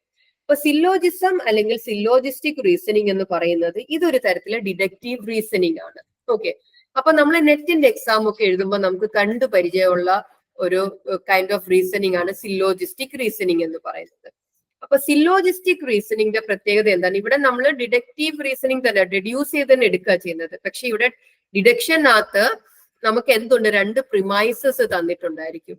ഈ തന്നിരിക്കുന്ന 2 പ്രിമൈസിനും ഒരു കൺക്ലൂഷനും ബേസ് ചെയ്തുകൊണ്ടാണ് നമ്മൾ ആർഗ്യുമെന്റിനെ ഡ്രോ ചെയ്യുന്നത്. ഓക്കെ, അപ്പൊ ഡിഡക്റ്റീവ് സില്ലോജിസ്റ്റിക് റീസണിങ് എന്ന് പറയുന്നത് ഒരു ഡിഡക്റ്റീവ് റീസണിങ് തന്നെയാണ്. അപ്പൊ ഇതിന്റെ വ്യത്യാസം എന്തെന്ന് പറഞ്ഞാല് 2 പ്രിമൈസസ് തന്നിരിക്കും. ആ 2 പ്രിമൈസസിനെ ബേസ് ചെയ്തുകൊണ്ട് വേണം നമ്മൾ കൺക്ലൂഷനിലേക്ക് എത്താനായിട്ട്. അപ്പൊ നിങ്ങൾ ഇവിടെ നോക്കിയാൽ ഇങ്ങനെ 2 പ്രിമൈസസ് കാണും. Premise 1, premise 2. എന്റെ കൺക്ലൂഷൻ ഈ കൺക്ലൂഷനിലേക്ക് നമ്മൾ എത്തണം, അല്ലെങ്കിൽ ഈ കൺക്ലൂഷൻ വാലിഡ് ആണോ എന്നുള്ളത് നമ്മൾ വെരിഫൈ ചെയ്യണം. ഇത്തരം റീസണിങ്ങിനെയാണ് നമ്മൾ സില്ലോജിസ്റ്റിക് റീസണിങ് എന്ന് പറയുന്നത്. അപ്പൊ സില്ലോജിസത്തിനകത്ത് വളരെയധികം കോമൺ ആയിട്ട് വരുന്ന ഒരു കൈൻഡ് ഓഫ് സില്ലോജിസമാണ് കാറ്റഗറിക്കൽ സില്ലോജിസം. അപ്പൊ കാറ്റഗറിക്കൽ സില്ലോജിസത്തിനകത്ത് പ്രിമൈസിനകത്ത് ഒരു കാറ്റഗറി മെമ്പർഷിപ്പിനെ കുറിച്ചായിരിക്കും പറയുന്നത്. ഇപ്പൊ ഇവിടെ നിങ്ങൾ നോക്കിയേ, all cognitive psychologist are pianist. അപ്പൊ ഈ ഒരു കാറ്റഗറി ഈ ഒരു കാറ്റഗറിയാന്ന് പറയുവാണ്. Or pianist are athletes. അപ്പൊ ഈ ഒരു കാറ്റഗറിയാന്ന് പറയാണ്. അപ്പൊ ഇത്തരം റീസണിങ്, ഇത്തരം സില്ലോജിസമാണ് കാറ്റഗറിക്കൽ സില്ലോജിസം. അപ്പോ കാറ്റഗറി മെമ്പർഷിപ്പിനെ കുറിച്ചുള്ള പ്രിമൈസസ് സ്റ്റേറ്റ് ചെയ്യുന്ന തരത്തിലെ സില്ലോജിസമാണ് കാറ്റഗറിക്കൽ സില്ലോജിസം. ആൻഡ് ഏറ്റവും മോസ്റ്റ് വെൽ നോൺ ആയിട്ടുള്ള സില്ലോജിസം എന്ന് പറയുന്നത് കാറ്റഗറിക്കൽ സില്ലോജിസമാണ്. ഓക്കെ, അപ്പൊ ഇതാണ് സില്ലോജിസ്റ്റിക് റീസണിങ്. നമുക്ക് 2 പ്രിമൈസസിൽ നിന്നും ഒരു കൺക്ലൂഷനിലേക്ക് എത്തണം. അപ്പൊ ഇതിന്റെ വാലിഡിറ്റി ആണ് നമ്മൾ വെരിഫൈ ചെയ്യുന്നത്. അപ്പൊ ഇതിനകത്ത് നമ്മൾ എന്ത് നോക്കിയാൽ മതി? പ്രിമൈസിനെ വെച്ചുകൊണ്ട് മാത്രം നോക്കിയാൽ മതി. നമ്മൾ വേറെ ലോജിക്കാലിറ്റി ഒന്നും നമ്മൾ ചിന്തിക്കേണ്ട ആവശ്യമില്ല. അതായത് എല്ലാവരും പിയാനിസ്റ്റ് ആകുമോ, എല്ലാവരും ഇത്രയും നമ്മൾ വേറെ നമ്മുടെ ലോജിക്കൽ തിങ്കിങ് അങ്ങനെ ചിന്തിക്കേണ്ട ആവശ്യമില്ല. പകരം എന്താണ്? ഈ പ്രിമൈസിൽ നിന്നും ഡ്രോ ചെയ്ത കൺക്ലൂഷൻ വാലിഡ് ആണോ അല്ലയോ എന്നാണ് നമ്മൾ സില്ലോജിസ്റ്റിക് റീസണിങ്ങിൽ ചെയ്യുന്നത്. അപ്പൊ സാധാരണയായിട്ട് സില്ലോജിസ്റ്റിക് റീസണിങ് നമ്മൾ സോൾവ് ചെയ്യാനായിട്ട് നമ്മൾ സർക്കിൾ ഡയഗ്രാംസ് ആണ് യൂസ് ചെയ്യുന്നത്. ഇങ്ങനത്തെ circle diagrams, when diagram use ചെയ്തിട്ടാണ്. ഇതിനെ നമ്മൾ വെൻ ഡയഗ്രാം എന്ന് പറയും. വെൻ ഡയഗ്രാം യൂസ് ചെയ്തിട്ടാണ് നമ്മൾ സില്ലോജിസ്റ്റിക് റീസണിങ്ങിന്റെ പ്രോബ്ലംസ് യൂഷ്വലി നമ്മൾ സോൾവ് ചെയ്യുന്നത്. ക്ലാസ് മെമ്പർഷിപ്പ് നമ്മൾ സോൾവ് ചെയ്യാനായിട്ട് വെൻ ഡയഗ്രാംസ്, ഇങ്ങനത്തെ സർക്കിൾ ഡയഗ്രാംസ് യൂസ് ചെയ്യുന്നത്. നിങ്ങൾ നെറ്റിനൊക്കെ പ്രിപ്പയർ ചെയ്യുന്നവരാണെങ്കിൽ നമ്മൾ പേപ്പർ 1 ചെയ്യുന്ന ഒരു കാര്യമാണ് സില്ലോജിസ്റ്റിക് റീസണിങ് എന്ന് പറയുന്നത്. അപ്പൊ ഇങ്ങനെ നമ്മൾ സർക്കിൾസ് യൂസ് ചെയ്താണ് ഓരോ ക്ലാസ്സിനെ കാണിക്കുന്നത്. ഇപ്പൊ all cognitive psychologist are pianist, അല്ലെങ്കിൽ ഓൾ പിയാനിസ്റ്റ് ആർ അത്ലറ്റ്സ് എന്നൊക്കെ പറയുന്നത് ഇങ്ങനെ നമ്മൾ സർക്കിൾസ് യൂസ് ചെയ്താണ് നമ്മൾ ഇൻഡിക്കേറ്റ് ചെയ്യുന്നത്. അപ്പൊ ഇതിനെ നമ്മൾ വെൻ ഡയഗ്രാം എന്ന് പറയും. വെൻ ഡയഗ്രാം യൂസ് ചെയ്തിട്ടാണ് നമ്മൾ സില്ലോജിസ്റ്റിക് റീസണിങ് ചെയ്യുന്നത്. അപ്പൊ നിങ്ങൾക്ക് ഇവിടെ ഞാൻ എക്സാമ്പിളിൽ തന്നിട്ടുള്ള പ്രിമൈസസ് എല്ലാം ഓൾ ആണ്, അല്ലെ? എല്ലാവരും ഓൾ എന്ന് വരുന്ന ടേം ആണ് യൂസ് ചെയ്തിട്ടുള്ളത്. പക്ഷെ എല്ലാത്തിനകത്തും ഓൾ ആവണം എന്നില്ല. അപ്പൊ ഇങ്ങനെ 4 തരത്തിലെ പ്രിമൈസസ് വരാം. ഇവിടെ ഉള്ള 2 പ്രിമൈസസിനകത്തും എന്താണ്? ഓൾ എന്ന് പറയുന്ന ടേം ആണ് യൂസ് ചെയ്തിട്ടുള്ളത്. ഇതല്ലാതെ 4 തരത്തിലെ പ്രിമൈസസ് വരാം. അപ്പൊ അതിലെ ഒന്നാമത്തെ പ്രിമൈസ് എന്ന് പറയുന്നത് യൂണിവേഴ്സൽ അഫിർമേറ്റീവ് സ്റ്റേറ്റ്മെന്റ് ആണ്. അപ്പൊ സ്റ്റേറ്റ്മെന്റ്സ് ഓൾ എന്നുള്ള ഫോമിൽ വരുമ്പോൾ ഇപ്പൊ ഈ പ്രിമൈസ് എന്താണ്? യൂണിവേഴ്സൽ അഫിർമേറ്റീവ് സ്റ്റേറ്റ്മെന്റ് ആണ്. കാര്യം എന്താ? ഓൾ എന്നുള്ള ടേംസിലാണ് പ്രിമൈസ് തന്നിരിക്കുന്നത്. അപ്പൊ ഇത്തരം സ്റ്റേറ്റ്മെന്റ് നമ്മൾ യൂണിവേഴ്സൽ അഫിർമേറ്റീവ് സ്റ്റേറ്റ്മെന്റ് എന്ന് പറയും. അപ്പൊ യൂണിവേഴ്സൽ അഫിർമേറ്റീവ് സ്റ്റേറ്റ്മെന്റ് എന്താണ്? Statement of the form all. ഇപ്പം all A are B, all A are C. അപ്പൊ അങ്ങനത്തെ സ്റ്റേറ്റ്മെന്റ് ആണ് നമ്മൾ യൂണിവേഴ്സൽ അഫിർമേറ്റീവ് സ്റ്റേറ്റ്മെന്റ് എന്ന് പറയുന്നത്. അപ്പൊ ഒരു ക്ലാസ്സിലെ മെമ്പേഴ്സിനെ കുറിച്ച് നമ്മൾ എല്ലാവരും അതിലുണ്ട് എന്ന് പറയുന്ന കൈൻഡ് ഓഫ് സ്റ്റേറ്റ്മെന്റ്. ഇത് കൂടാതെ നമുക്ക് എന്തുണ്ട്? യൂണിവേഴ്സൽ നെഗറ്റീവ് സ്റ്റേറ്റ്മെന്റ്സ് ഉണ്ട്. അതായത് ഒരു ക്ലാസ്സിലെ എല്ലാ മെമ്പേഴ്സിനെയും കുറിച്ചുള്ള നെഗറ്റീവ് സ്റ്റേറ്റ്മെന്റ്. അതായത് അപ്പൊ അതെങ്ങനെ ഒരു no cognitive psychologist are flutist കണ്ടോ? അപ്പൊ കോഗ്നിറ്റീവ് സൈക്കോളജിസ്റ്റ് എന്നുള്ള എൻറ്റയർ ക്ലാസ്സിനെ കുറിച്ചുള്ള നെഗറ്റീവ് സ്റ്റേറ്റ്മെന്റ്. അപ്പൊ ഒരു കോഗ്നിറ്റീവ് സൈക്കോളജിസ്റ്റും ആരല്ല? ഫ്ലൂട്ടിസ്റ്റ് അല്ല. മറ്റേത് എന്തായിരുന്നു, ഒരു ക്ലാസ്സിലെ, അതായത് ക്ലാസ് എന്ന് പറയുന്ന കാറ്റഗറിക്കൽ ക്ലാസ് ആണ്, ആ ഒരു ക്ലാസ്സിലെ എല്ലാ മെമ്പേഴ്സിനെയും കുറിച്ചുള്ള സ്റ്റേറ്റ്മെന്റ് ആണ്. അപ്പൊ all cognitive psychologist are flutist എന്ന് പറയുമ്പോൾ യൂണിവേഴ്സൽ അഫിർമേറ്റീവ് സ്റ്റേറ്റ്മെന്റ് ആണ്. യൂണിവേഴ്സൽ നെഗറ്റീവ് സ്റ്റേറ്റ്മെന്റ് എന്ന് പറയുമ്പോൾ എന്താ, no cognitive psychologist are flutist. അതുകൂടാതെ നമുക്ക് എന്തുണ്ട്, പെർട്ടിക്കുലർ അഫിർമേറ്റീവ് സ്റ്റേറ്റ്മെന്റ് ഉണ്ട്. അപ്പൊ പെർട്ടിക്കുലർ അഫിർമേറ്റീവ് സ്റ്റേറ്റ്മെന്റ് എന്ന് പറഞ്ഞാൽ എന്താണ്, ഒരു ക്ലാസ്സിലെ കുറച്ച് മെമ്പേഴ്സിനെ കുറിച്ചുള്ള positive statement, like some cognitive psychologist are flutist. ഇപ്പൊ നമ്മളുടെ പ്രിമൈസ് തന്നിരിക്കുന്ന premise some cognitive psychologist are flutist എന്നാണെങ്കിൽ ഇതെന്താണ്, പെർട്ടിക്കുലർ അഫിർമേറ്റീവ് സ്റ്റേറ്റ്മെന്റ് ആണ്. കാര്യം എന്താ, ആ കോഗ്നിറ്റീവ് സൈക്കോളജിസ്റ്റ് എന്ന ക്ലാസ്സിലെ എല്ലാ മെമ്പേഴ്സിനെ കുറിച്ചല്ല, കുറച്ചു പേര് ഫ്ലൂട്ടിസ്റ്റ് ആണെന്നുള്ള പോസിറ്റീവ് സ്റ്റേറ്റ്മെന്റ് ആണ്. അപ്പൊ എന്താകാം particular negative statement, some cognitive psychologist are not flutist. ആ ക്ലാസ്സിലെ കോഗ്നിറ്റീവ് സൈക്കോളജിസ്റ്റ് എന്ന് പറയുന്ന കാറ്റഗറിയിലെ കുറച്ച് മെമ്പേഴ്സിനെ കുറിച്ചുള്ള നെഗറ്റീവ് സ്റ്റേറ്റ്മെന്റ്. നെഗറ്റീവ് എന്ന് പറയുമ്പോൾ ഇല്ല എന്ന് പറയുന്നത്, അല്ലാതെ അവരെ കുറിച്ച് നമ്മൾ കുറ്റം പറയുന്നു എന്നുള്ള അർത്ഥമല്ല, ഇല്ല എന്ന് പറയുന്നതാണ്. അപ്പൊ പെർട്ടിക്കുലർ നെഗറ്റീവ് സ്റ്റേറ്റ്മെന്റ് എന്താ, ഒരു ക്ലാസ്സിലെ കുറച്ച് മെമ്പേഴ്സിനെ കുറിച്ചുള്ള നെഗറ്റീവ് സ്റ്റേറ്റ്മെന്റ്. അപ്പൊ നമ്മൾ ഈ തന്ന പ്രിമൈസിൽ എങ്ങനെ വരും, all cognitive psychologist are not pianist എന്ന് വരും. അപ്പൊ ഇതാണ്, ഇങ്ങനെ 4 തരത്തിലെ പ്രിമൈസസ് വരാം. അപ്പൊ സിലോജിസ്റ്റിക് റീസണിനകത്ത് എങ്ങനെയാണ്, പ്രിമൈസസ് ഉണ്ടാകും, ആ പ്രിമൈസസിനെ ബേസ് ചെയ്തുകൊണ്ടുള്ള കൺക്ലൂഷനും ഉണ്ടായിരിക്കും. അപ്പൊ അതിന്റെ നമ്മൾ ലോജിക്കാലിറ്റി വെരിഫൈ ചെയ്യാൻ. അപ്പൊ ഇവിടെ നമ്മൾ വാലിഡ് ആണോ ഇൻവാലിഡ് ആണോ എന്നാണ് നോക്കുന്നത്. നമ്മൾ നമ്മളുടെ വേറെ യുക്തി നമ്മൾ ചിന്തിക്കേണ്ട, പ്രിമൈസിനെ വെച്ച് ചെയ്തുകൊണ്ട് നമ്മൾ ഈ പറയുന്ന കൺക്ലൂഷൻ ലോജിക്കലി വാലിഡ് ആണോ എന്നുള്ളതാണ് നോക്കുന്നത്. ഓക്കെ, അപ്പൊ ഇതാണ് സിലോജിസ്റ്റിക് റീസണിങ് എന്ന് പറയുന്നത്. ഇനി നമുക്ക് ഒന്നുകൂടെ ഉള്ളൂ, that is types of problems ആണ്. അപ്പൊ നമ്മൾ പ്രോബ്ലം സോൾവിങ് എന്താണെന്നും ആ പ്രോബ്ലം സോൾവിങ്ങിന്റെ സൈക്കിളും പ്രോബ്ലം സോൾവിങ്ങിൽ യൂസ് ചെയ്യാവുന്ന അപ്രോച്ചസും ബ്ലോക്സും ഇതൊക്കെ നമ്മൾ പറഞ്ഞിട്ടുണ്ട്. അപ്പൊ പിന്നെ നമുക്ക് ഇനി അതിനകത്തൊരു ചെറിയ കാര്യമേ ഉള്ളൂ, എന്താണ് പ്രോബ്ലംസ്, എന്തൊക്കെ തരത്തിലെ പ്രോബ്ലംസ് ഉണ്ടാകാം. വളരെ സിമ്പിൾ ആണ്. പ്രോബ്ലംസ് എന്ന് പറയുന്നത് 2 തരത്തിൽ വരാം. വെൽ സ്ട്രക്ചേർഡ് പ്രോബ്ലംസും വരാം, ഇൽ സ്ട്രക്ചേർഡ് പ്രോബ്ലംസും വരാം. വെൽ സ്ട്രക്ചേർഡ് പ്രോബ്ലംസ് എന്ന് പറയുമ്പോൾ നമുക്ക് കൃത്യമായിട്ട് സൊല്യൂഷനിൽ എത്താൻ ഒരു വഴി കാണും. അത്തരം പ്രോബ്ലത്തിനെ നമ്മൾ വെൽ സ്ട്രക്ചേർഡ് പ്രോബ്ലംസ് എന്ന് പറയുന്നത്. ഇതിനെ നമ്മൾ വെൽ ഡിഫൈൻഡ് പ്രോബ്ലംസ് എന്നും പറയും.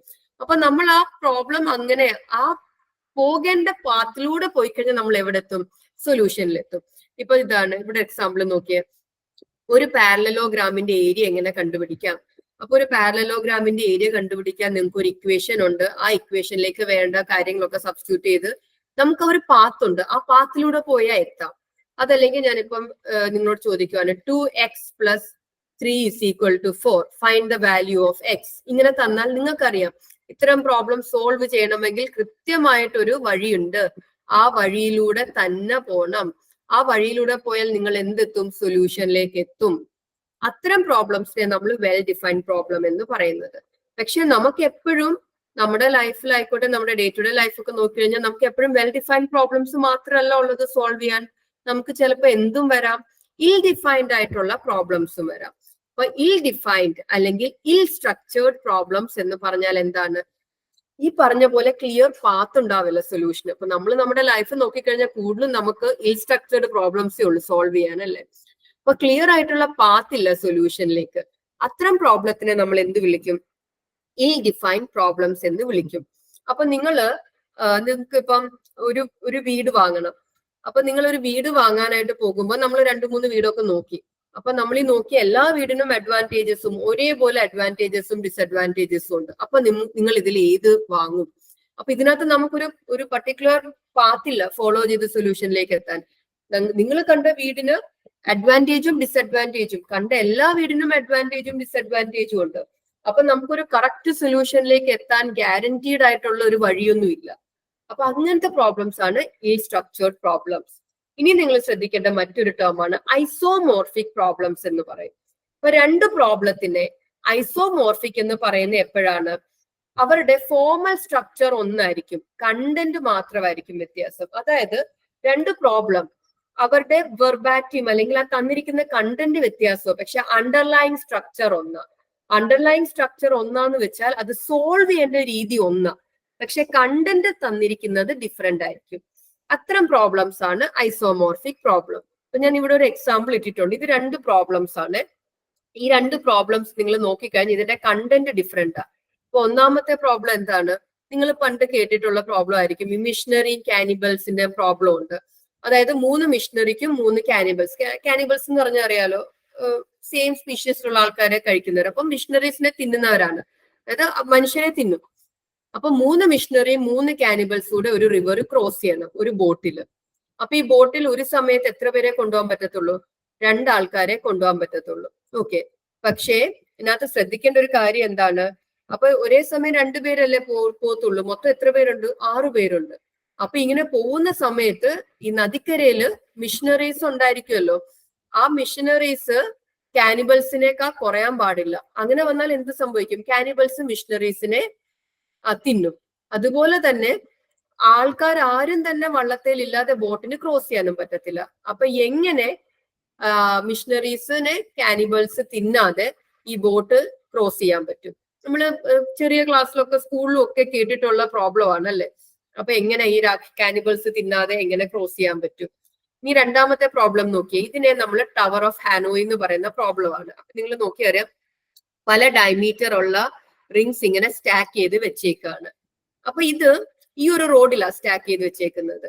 അപ്പൊ ഏറ്റവും സ്മോളസ്റ്റ് ആണ് ടോപ്പിൽ വന്നിരിക്കുന്നത്. ഈ എൻറ്റയർ സ്റ്റാക്കിനെ ഇങ്ങോട്ടേക്ക് മാറ്റണം. ഈ മൂന്നാമത്തെ ഇതിലേക്ക് മാറ്റണം.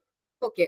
അപ്പൊ മൂന്നാമത്തെ ഇതിലേക്ക് മാറ്റുമ്പോൾ ഇതേ ഓർഡറിൽ വേണം മാറ്റാൻ. ഏറ്റവും താഴെ ഡയമീറ്റർ കൂടിയത്, അത് കഴിഞ്ഞ് ഡയമീറ്റർ കുറഞ്ഞത്, അങ്ങനെ അങ്ങനെ അങ്ങനെ ഏറ്റവും ഡയമീറ്റർ കുറവ് മുകളിൽ വരണം. അപ്പൊ ഇങ്ങനെ മൂവ് ചെയ്യുന്ന സമയത്തും ഒരു സമയം ഒരു ഡിസ്കേ എടുക്കാൻ പാടുള്ളൂ. അപ്പൊ അതായത് നിങ്ങൾ ഈ ഡിസ്ക് എടുത്തു, ഈ ഡിസ്ക് എടുത്താൽ ഈ ഡിസ്ക് എവിടെയെങ്കിലും പ്ലേസ് ചെയ്തിട്ട് അടുത്ത ഡിസ്ക് എടുക്കാൻ പാടുള്ളൂ. നിങ്ങൾക്ക് ഒരേ സമയം 2 ഡിസ്ക് കയ്യിൽ വെക്കാൻ സാധിക്കത്തില്ല. പിന്നെ നിങ്ങൾ ഇത് ഏതെങ്കിലും ഒരു എം ടി റോഡിൽ പ്ലേസ് ചെയ്യുന്ന സമയത്ത് എന്ത് ചെയ്യണം? ഒരു സ്മോളർ ഡിസ്കിന്റെ മുകളിൽ വലിയ ഡിസ്ക് വരാൻ പാടില്ല. അപ്പൊ അങ്ങനെ വേണം പ്ലാൻ ചെയ്ത് പ്ലേസ് ചെയ്യാൻ. ഒരിക്കലും ഒരു സ്മോളർ ഡിസ്കിന്റെ മുകളിൽ ഒരു വലിയ ഡിസ്ക് വരാൻ പാടില്ല. അപ്പൊ അങ്ങനെ ഈ 3 റോഡ്സും യൂസ് ചെയ്ത് ഇത് അങ്ങോട്ടും ഇങ്ങോട്ടും ഒക്കെ മാറ്റി ഫൈനലി ഈ റോഡിലേക്ക് ഇതേ പ്രസന്റേഷനിൽ ഇതിവിടെ സ്റ്റാക്ക് ചെയ്യണം. ഈ 2 പ്രോബ്ലം നോക്കിക്കഴിഞ്ഞാൽ കണ്ടന്റ് ഡിഫറെന്റാ. പക്ഷെ ഇത് രണ്ടിന്റെയും അണ്ടർലൈൻ പ്രിൻസിപ്പിൾ അല്ലെങ്കിൽ ഇത് സോൾവ് ചെയ്യാൻ വേണ്ടിയിട്ട് ഫോളോ ചെയ്യേണ്ട റൂൾ അല്ലെങ്കിൽ ഫോളോ ചെയ്യേണ്ട സൊല്യൂഷൻ, ആ ഒരു മാത്തമാറ്റിക്കൽ സൊല്യൂഷൻ സെയിം ആണ്. ഇത്തരം പ്രോബ്ലത്തിനെ നമ്മൾ എന്ത് വിളിക്കുന്നത്? ഐസോമോർഫിക് പ്രോബ്ലംസ് എന്ന് പറയുന്നത്. അപ്പൊ 2 പ്രോബ്ലം എപ്പോഴാണ് ഐസോമോർഫിക് ആവുന്നത്? അവരുടെ ഫോർമൽ സ്ട്രക്ചർ സെയിം, അതായത് അവരുടെ അണ്ടർലൈൻ സ്ട്രക്ചർ സെയിം. ഒരു പ്രോബ്ലം സോൾവ് ചെയ്യേണ്ട രീതി സെയിം, പക്ഷെ എന്തായിരുന്നു? കണ്ടന്റ് ഡിഫറെന്റ് ആണ്. അത്തരം പ്രോബ്ലത്തിനെയാണ് ഐസോമോർഫിക് പ്രോബ്ലംസ് എന്ന് വിളിക്കുന്നത്. ഓക്കെ. അപ്പൊ ഇതോടുകൂടി നമ്മുടെ കണ്ടന്റ് കഴിഞ്ഞു. ഇനി നമുക്ക് ക്വസ്റ്റ്യൻസ് ഒന്ന് നോക്കാം. ഈ തന്നിരിക്കുന്ന ക്വസ്റ്റ്യൻസ് ഒക്കെ പോളിഗ്രാഫ് സയന്റിഫിക് അസിസ്റ്റന്റ് വന്നതാണ്. ഒന്നാമതായിട്ട് ഇമോഷണൽ ഇന്റലിജൻസ് എന്നുള്ള കോൺസെപ്റ്റ് ആരാണ് ഒറിജിനലി ഡെവലപ്പ് ചെയ്തത്? ആൻസർ എന്താണ്? സാലോവേ ആൻഡ് മേയർ ആണ്. നമുക്കിവിടെ ഗോൾമാന്റെ പേരൂടെ കാണുമ്പോൾ കൺഫ്യൂഷൻ വന്ന് തെറ്റിപ്പോകാം. അപ്പൊ ഗോൾമാൻ എന്താണ് ഈ ഒരു കോൺസെപ്റ്റിനെ പോപ്പുലറൈസ് ചെയ്യുകയും ഇമോഷണൽ ഇന്റലിജൻസിന്റെ ഒരു തിയറിയും ഒക്കെ തന്നത്. പക്ഷെ ഇനിഷ്യലി ഈ കോൺസെപ്റ്റ് ഒറിജിനലി ഐഡിയ ഡിസൈൻ ചെയ്തത് സാലോവേ ആൻഡ് മേയർ ആണ്. രണ്ടാമത്തെ question, unconscious processing that works on a specific problem while the mind is otherwise occupied is called. Answer എന്താണ്? ഇൻക്യുബേഷൻ. അപ്പോൾ നമ്മൾ അറിയാതെ നമ്മളുടെ മനസ്സ് ഒരു പ്രോബ്ലത്തിൽ വർക്ക് ചെയ്യുന്നു, അതിനെ എന്താ വിളിക്കുന്നത്? ഇൻക്യുബേഷൻ എന്നാ വിളിക്കുന്നത്. ഇനി മൂന്നാമത്തെ നോക്കിയ set of problems with the same underlying structure and solution but different specific details. അപ്പോ ഡീറ്റെയിൽസ് കണ്ടന്റ് ഡിഫറെന്റ്, പക്ഷെ അണ്ടർലൈങ് സ്ട്രക്ചറും സോൾവ് ചെയ്യേണ്ട രീതിയും ഒരുപോലെ. അത്തരം പ്രോബ്ലത്തിനെ നമ്മൾ എന്ത് വിളിക്കും? ഐസോമോർഫ്സ് എന്ന് വിളിക്കും. ഓക്കെ. അപ്പൊ നിങ്ങൾ സെഷൻ മനസ്സിലായെന്ന് വിശ്വസിക്കുന്നു. അപ്പൊ ഇതോടുകൂടി നമ്മളുടെ ഈ ഒരു 2 മൊഡ്യൂളും കവർ ആയിട്ടുണ്ട്. അപ്പൊ കേട്ട് നോക്കുക, ഡൗട്ട്സ് ഉണ്ടെങ്കിൽ ചോദിക്കുക.